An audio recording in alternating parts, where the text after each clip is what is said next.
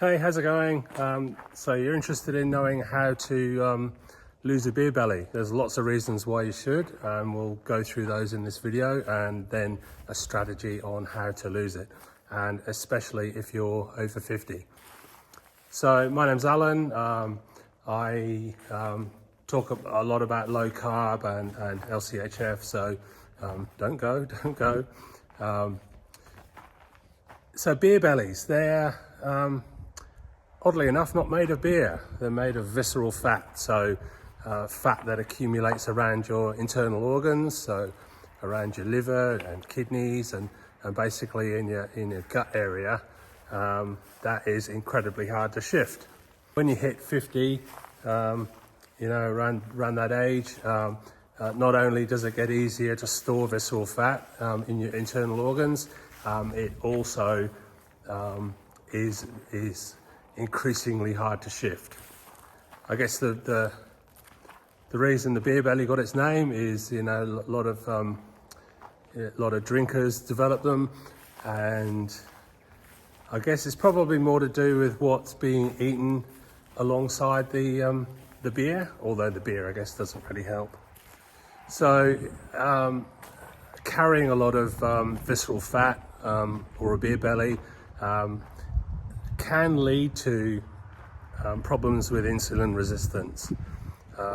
So the more visceral fat that you're carrying, the more chance you have of developing type 2 diabetes, which is something I managed to do quite successfully, but have now managed to reverse. Another great reason to stay on top of your visceral fat or lack of is testosterone.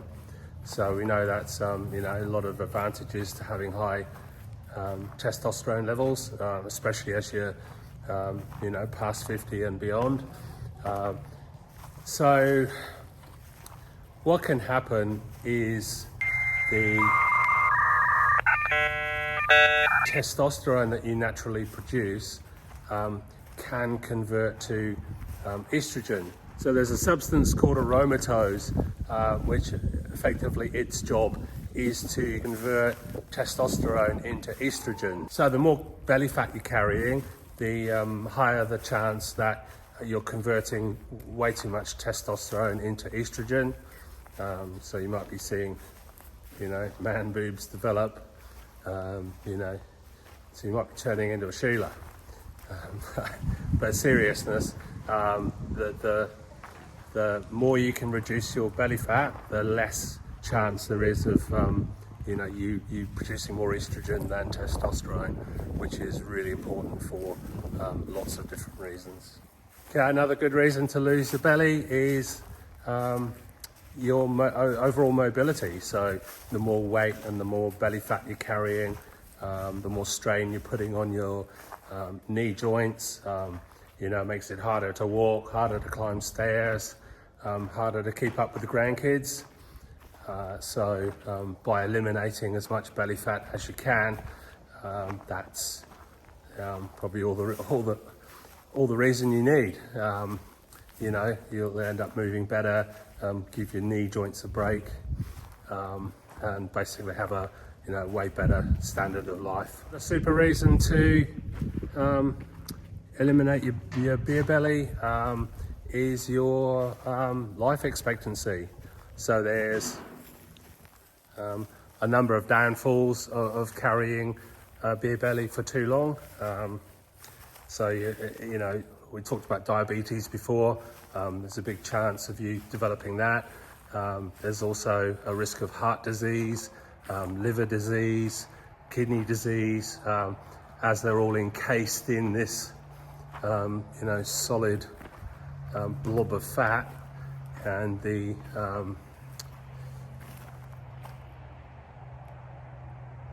poorer the health outcomes you'll experience. There's also a thing called metabolic syndrome.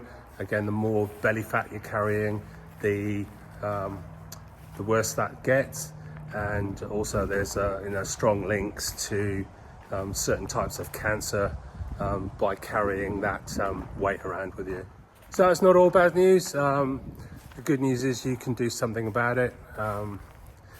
the way I approached the problem was to basically ditch carbohydrates and sugar. And so the more carbs and the more sugar you eat, the more visceral fat you'll store. So it's just the way it is. So you eat lots of sugar, eat lots of bread, pasta, rice. Your body can't use that amount of sugar in one hit, so it just triggers fat storage, and away, it just goes straight onto your liver, straight onto your belly. So it's not all beer. So the way I went about things was pretty much went on a very low carb diet. So I swapped out the breads, pastas, rice, potato, and starchy root veg. Swapped them out for carb-friendly options. So we're on a beef farm. I don't know if you can see the boys over the back, but I swapped onto a very, very heavy protein style diet. So lots of fatty meat, primarily beef, but also chicken, pork, whatever's going basically, and then adding some leafy veg and salad stuff, just so I wasn't eating a steak on a plate. The upshot of that is I lost 23 kilos in around 4 months. So it's a pretty quick turnaround, and that visceral fat level dropped significantly. So I was feeling a lot better, moving a lot better, and it's just a sensible thing to do. And I started that journey when I was 55, and I don't regret a second of it. So there you go. Beer bellies aren't beer. It's thick fat that your body lays down, and has a real struggle shifting. So my advice: cut. I say my advice. I'm not a doctor or a dietitian or a nutritionist.